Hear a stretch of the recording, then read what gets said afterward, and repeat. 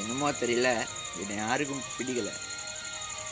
ஒருத்தனுக்கு ஃபோன் பண்ணேன், ஒருத்தன் சொல்கிறான் என் ஃபோனில் சார்ஜ் இல்லாமல் மச்சான், என்னால் எதுவும் பண்ண முடியாது, நான் லேட்டாகி கூப்பிட்றேன்னா ஏதாவது காரணத்தை சொல்கிறாங்க.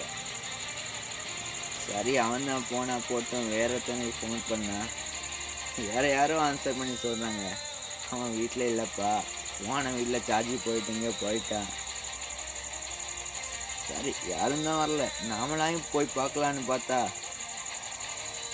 கொஞ்ச நேரம் கழிச்சு வீட்டில் யாராங்கன்னு சொல்கிறாங்க அவன் இல்லைப்பா ஏதோ பிஸியாக இருக்கான், வேலையை போயிட்டான், இல்லை தூங்குறான், ஏதாவது ஒரு காரணம் சொல்லுவாங்க. யாரும் தான் நம்பிக்கை இல்லை.